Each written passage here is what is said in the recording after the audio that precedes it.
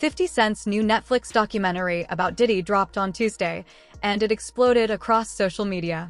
The series is loaded with shocking claims, rare footage, and interviews from people who were once part of Diddy's inner circle. Alleged in this documentary that they believe that Diddy was very jealous of Tupac. And they pretty much go through everything from the quad incident and Tupac believing that Puffy was behind it, like he said in the Vibe interview. Puffy was involved in the shooting.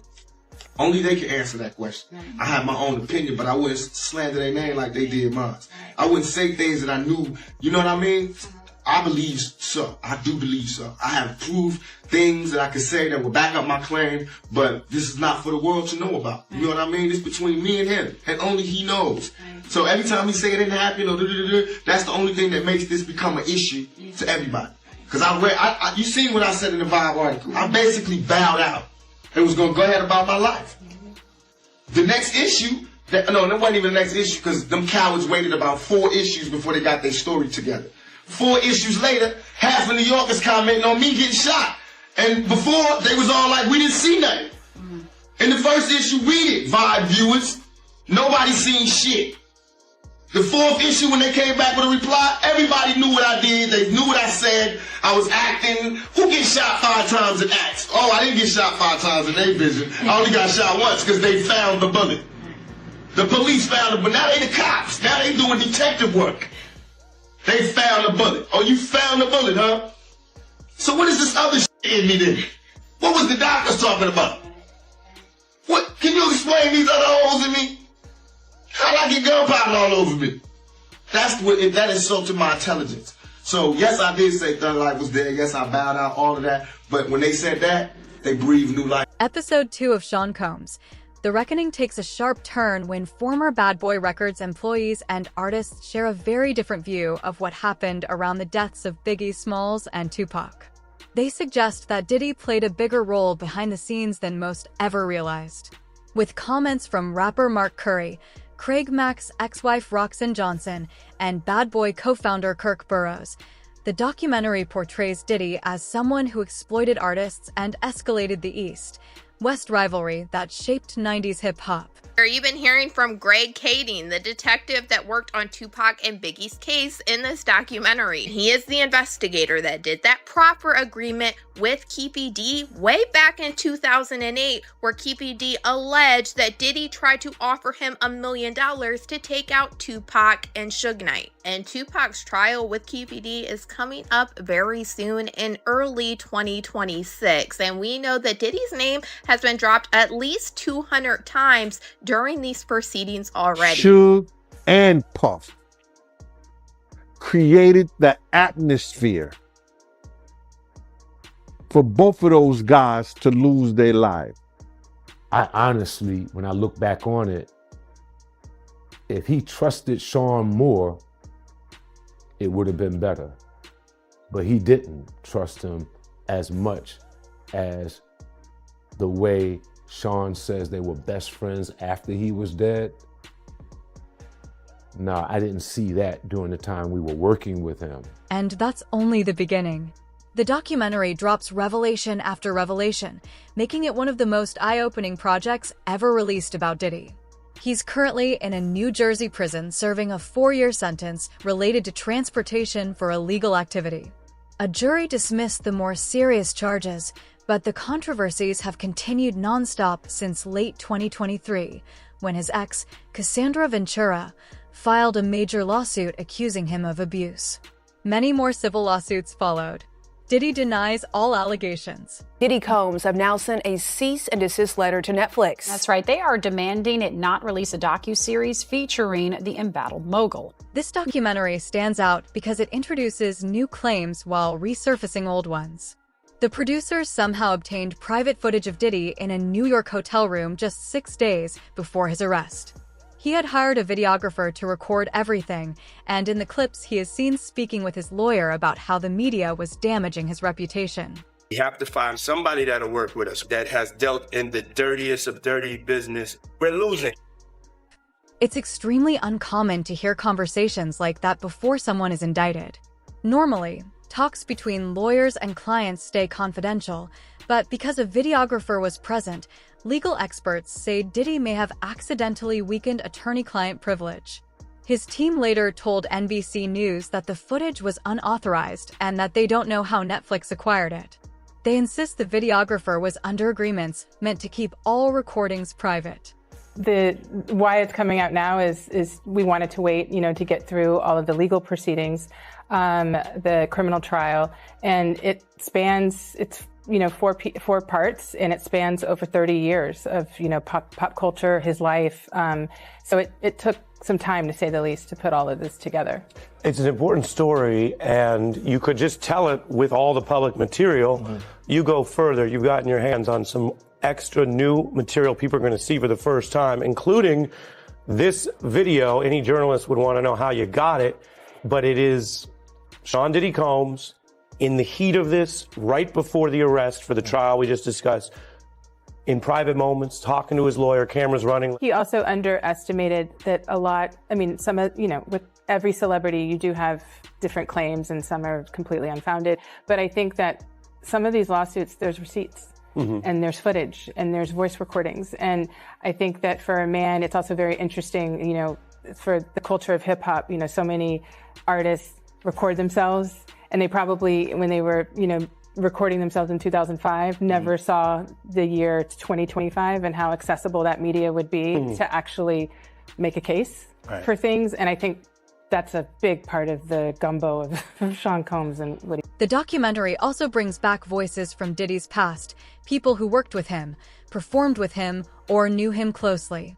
Aubrey O'Day from Making the Band speaks about her experience with him. The documentary, I'm waiting the whole time for Aubrey O'Day to reveal some major story that happened between her and Diddy. 3 episodes in, she's basically just talking about Diddy in a very general way. It isn't until the 4th episode that Aubrey reveals a witness walked in on Aubrey O'Day completely inebriated with Diddy doing things to her, as well as a second man who they refer to as a light-skinned, tall man. Details are very explicit and not anything I could share on here. This witness revealed that it was 100% Aubrey O'Day. It was really uncertain in watching Aubrey's reaction and kind of resharing this story whether or not she fully recollected the situation. He says it couldn't have been her choice to become inebriated because that was never her issue. She never really drank a whole ton. The earlier parts of this series, Aubrey does reveal these series of emails that she got from Diddy. They were all in very sexual nature, in a very sexual tone. He's basically asking her to come over and do certain things with him. It's these very domineering emails where he's basically setting the tone that he's the boss. She says that she felt very uncomfortable about those emails, and 6 months later, she was fired from Danity Kane. Singer LB, Sure, who once dated Kim Porter, shares what he witnessed. Former bodyguard Roger Bonds describes moments where he says he saw Diddy act aggressively toward Cassie. When I first met him, I liked him, Bonds says, because I didn't really know him. Then there's Kirk Burroughs, Bad Boy Records co-founder, who says he once owned 25% of the company, until Diddy allegedly threatened him and forced him to sign away his share. Burroughs says that moment ruined his life, leaving him blacklisted while Bad Boy rose to massive success. We were renegotiating Bad Boy. We had gotten over CCNY. It looked like the coast was clear. We were renegotiating with Arista. We were about to get a step up in the money. I had 25% of the company. I didn't know why he needed to get that back from me and then give it back to me again. I didn't understand that. That's like a trick, like, okay, here, I gave it to you, now give it back, and don't worry, I'm gonna give it right back to you. I didn't want to give it up. So he came into my office one day unexpected, him and Kenny Marsalis, they had it planned out. Kenny had the briefcase with all the stock certificates in it, and Diddy had the bat. Not like, I'm gonna beat the shit out of you with the bat, but he had the bat like, man, we got to do this. This has to happen. I didn't feel I was gonna get beat down in that office, in all honesty. I got people that can jump out of the shadows in a minute. I wasn't threatened by him. What I was messed up over was the fact that I started this company with you from day zero, and now the one solid thing that you told me I had, you wanna take that back and do a return to me on that at this critical time that we're renegotiating and getting a step up on the contract. When he told me it was about all of that renegotiating and that I should trust, I did, begrudgingly, angry, upset. It wasn't right. I did it. He got the stock back. I went on, tried to get over that, kept doing my job, doing what I had to do, delivering everything. And once again, I was caught up in the job. I forgot all about it. And next thing you know, we had the snafu. I was fired. And he just said, oh, okay, bye. And since he had never given me the stock back, he never said that he would pay me anything or give me anything. He just avoided me all these years. Not only did he avoid me all these years, running high and low, I went on and started working with Mary, who the three of us started out together. Burroughs eventually sued, but the case was dismissed due to the time that had passed. He's still pursuing other legal action. Episode 2 digs deep into the Bad Boy versus Death Row conflict, the East Coast versus West Coast tension that transformed hip-hop. Death Row featured icons like Dr. Dre and Tupac, while Bad Boy had Biggie, Faith Evans, 112, and Maze. Interviewees claim the artists weren't the ones fueling the conflict. They say executives, especially Combs, escalated the rivalry until it spiraled. This echoes long-standing statements from Gene Deal, who has said for years that Diddy aggravated the feud. I didn't know a lot of other shit was going on with Death Row, with Pac's money, Pac wanting to leave, and it could be some other shit that was going on. But they still created an atmosphere for that. You understand that East Coast, West Coast bullshit. When Suge was trying to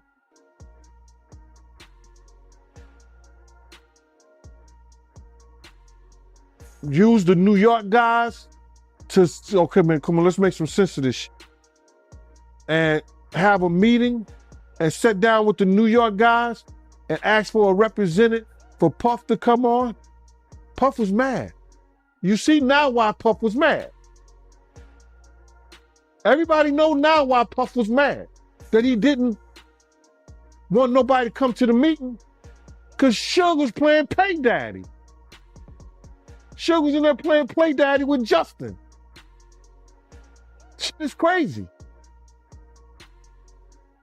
I said, well, how you gonna be mad at Misa and the East Coast, West Coast? And now we see why he was mad. We don't know if Suge sent Puff those pictures years ago. We don't know that.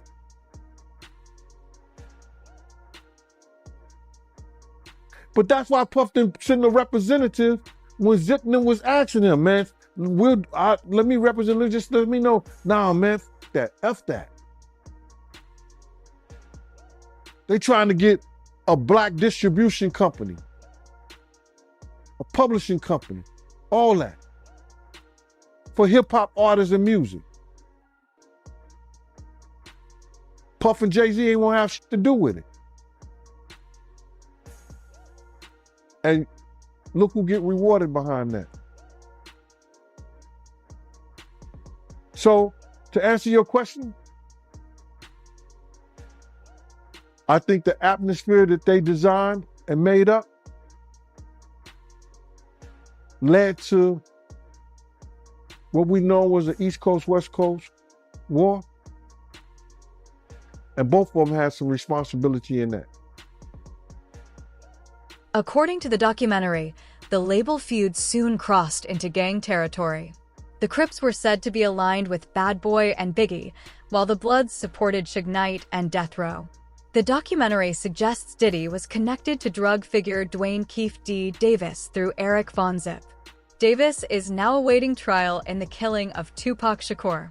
Recordings in the doc, paired with commentary from former LAPD Detective Greg Kading, feature Davis describing how he and his nephew carried out the 1996 Las Vegas shooting.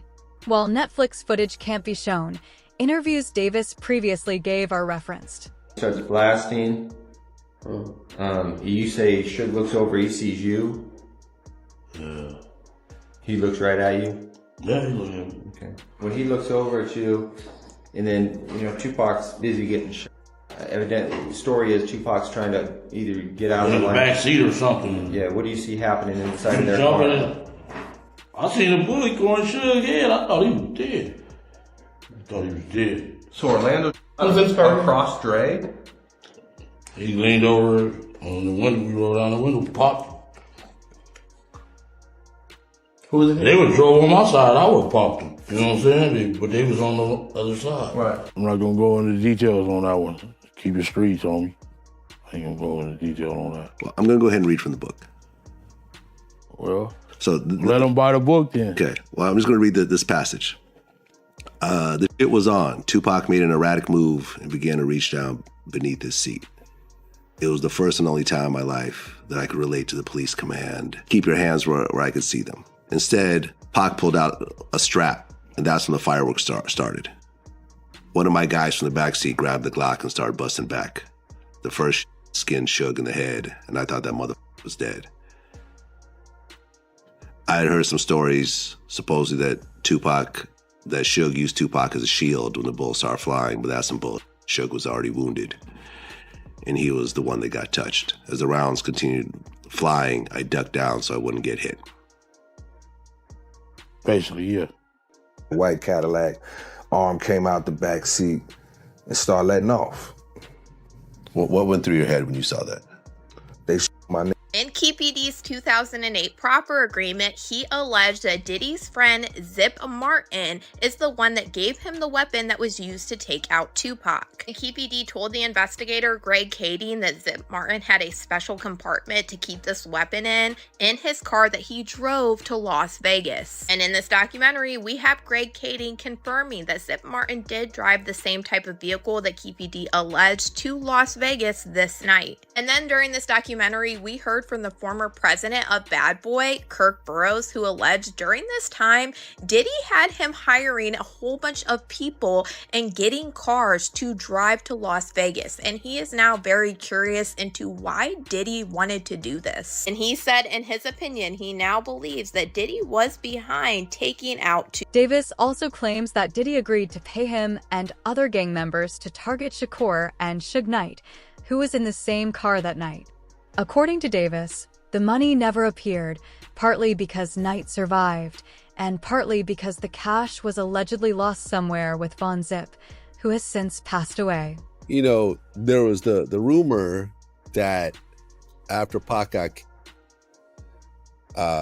Puffy gave Zip $1 million that was supposed to be handed over, and Zip ended up keeping it. And I remember when I interviewed TK Kirkland, who was actually roommates with Zip at one point. They were that close. He actually said, yeah. The Fed said that too. He said that actually happened. Well, the story that has circulated was that after Tupac got, Puffy allegedly gave the money. I heard to Zip. Yes. And Zip was supposed to give the money to Keefe and them. Yes. But he never gave the money to him. But thank God he never gave him the money, right? Think about it. If he gave the money, Puffy will be in prison now, money for hire. So thank God. It's just a true story. I'm not saying yes or no, but if he would have gave them the money, it'd have been for hire and Puffy would be locked up. The FBI said he's a dirty mother. Burroughs says Diddy pressured Biggie, Christopher Wallace, to fly to Los Angeles for album promotion, even though Biggie didn't want to go. That trip ended in tragedy when Biggie was killed in 1997. Burroughs says he unknowingly led Biggie into danger and later claimed Diddy lied by insisting the trip was Biggie's idea. At Kirk Burroughs even speaking on the situation with Biggie, how he was the one in charge of planning this London media trip for Biggie that he was supposed to be on the night that he was actually unalived. Kirk Burroughs claims Diddy is the one that canceled this trip and Biggie did not want to go out to Los Angeles. And Kirk Burroughs feels like Diddy should be responsible for what happened to Biggie. What Kirk Burroughs alleged next is what's really chilling. He said something that we have heard alleged many times, and he said that Biggie was actually leaving Bad Boy Records shortly before he passed away. Kirk Burroughs alleged that Biggie already signed the paperwork to get out from underneath Bad Boy. Then Kirk Burroughs went on to allege that after Biggie passed away, Diddy came to him and told him to change the terms in the contract that Biggie signed. And he claimed that he was so calculated that he told Kirk Burroughs to just switch out the middle pages. That way on the last page, Biggie's signature would still be there. That way Diddy could allegedly keep racking up money from. Burroughs has also said that Diddy and Biggie's relationship was nothing like the close friendship Diddy often portrayed. He claims Diddy didn't want Biggie alive. What deal was it, man, for Biggie to go to LA so soon, knowing that Tupac got killed 6 months earlier? The award show season was up. We had to go out there to participate in that. We had records that were nominated. We were a budding, launching company that already launched, and we were successful. We could not go. But Biggie did have an inconvenience. He had a car accident. I think it was in Brooklyn, maybe downtown Brooklyn. He had a broken femur at that time, and he was recovering from that. Big-sized person, could not really sit comfortably in a plane, not even first class, with a cast on. It was uncomfortable. He was talked into going to the LA portion of the trip so that he could be out there ahead of time. He was out in LA so there wouldn't be a big rush and bustle to get him there. So I think he was out there for a good week and a half ahead of time leading into the event. So being out there, we came to follow up and to have that night. And then he was supposed to, as per Arista marketing department, Arista, one of the best labels and distribution companies that you can have to back you, the legendary Clive Davis, who's backed so many artists, believed in Bad Boy so much, he put together a marketing campaign that was never seen before that campaign and still wasn't seen, but it was put together so that Biggie could receive an international press junket in London with all press from around the world meeting him that Saturday, Sunday after the Friday award show night. He was supposed to go on an international flight with me. We have the itinerary still to this day. He was supposed to leave that early morning, go to London, and we would be out there for 2 or 3 days, and then he would go back to New York and go home. Diddy called Sean P. Diddy, whatever his name was during that time, called late Friday night, early Saturday morning, saying he's not going to London. Call Arista, cancel it. You go. You represent it. You go. He's not going. He wants to stay here in LA. Kirk further alleges that Diddy intentionally cut Biggie's security budget, leaving him without proper protection. You have a budget for everything that you do. The budget for Big in LA for the award show ended that Friday night, Saturday morning, when a new budget started to get him from LA to London, where he would be taken care of with security, his friends, and everyone that he wanted to be with him in the style that he was accustomed to handle the press junket. When that didn't happen, that budget was never opened. The budget for LA ended, and there was a great need for security that Saturday night, and he was out without that security. The beef up. And we lost him. And in that decision, what it put us in, that decision put us in the worst situation that we could have ever been in. We lost our number one talent. We're on a West Coast where we're surrounded by enemies who told us not to be here. We really shouldn't have been there, but we were. Now we have to get out of there. At that time, I brought most of the company with me. I had a lot of interns, young people. I had to account for them with their parents. We had to get them home. That weekend, I think we had to get Sean out first. 1, 2, 3 steps in the trunk of a car, moving out the city limits to another airport on that flight out. I stayed until Sunday-ish or so, making sure all the interns, all the executives, every last one of the kids that was out there with us was back east. And then we had to make preparations for Big's family to know where he was at, for them to make preparations to bring him back home a week or so later. So that was the job. And then I slowly crept up out. Even Biggie's mother has said publicly that she believes Diddy played a role in her son's death based on her own interviews. Here go Ms. Wallace. Hey, Ms. Wallace, Gene Deal. Oh, hi, Gene. How are you? All right, man. You know I ain't seen you since I came to your house and had that conversation with you. How you been? You all right? I've been okay. I've been watching you on Facebook. I'm sorry, Ms. Wallace. I'm sorry I had to do what I had to do, but you know, it is what it is. Okay. I know you do. Thank you, Ms. Wallace. Like I told people, I said, if Ms. Wallace would have called me and told me to shut it down, I would have shut it down. Ms. Wallace ain't called. She knew how to get in touch with me. If Ms. Wallace didn't tell me to shut it down, I'm going to keep doing it because I respect you, Ms. Wallace. Do what you do. First thing I said was, Ms. Wallace, if you tell me to stop, leave Puff, stop, no, I didn't say leave Puff. If you tell me to stop doing what I'm doing, I will. She said, no, G, I watch you. You keep doing it. You doing a good job. You, man, listen here. Yo. I was happier than one of them boys at a Diddy party. I was so happy, man, it was crazy. Because this was the first time I had talked to Miss Wallace since the last time I talked to her and was telling her about Big's death. And she said, I didn't want to hear no more. Diddy denies every allegation made against him.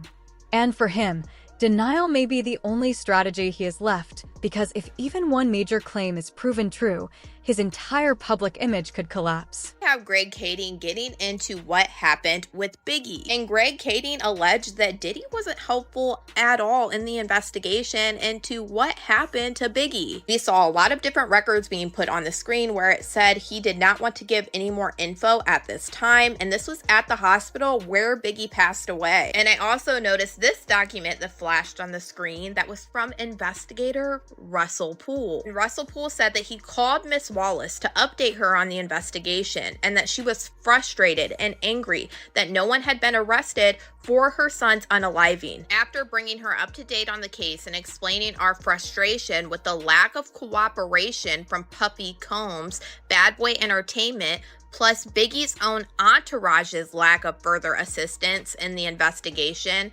Miss Wallace calmed down and understood the situation.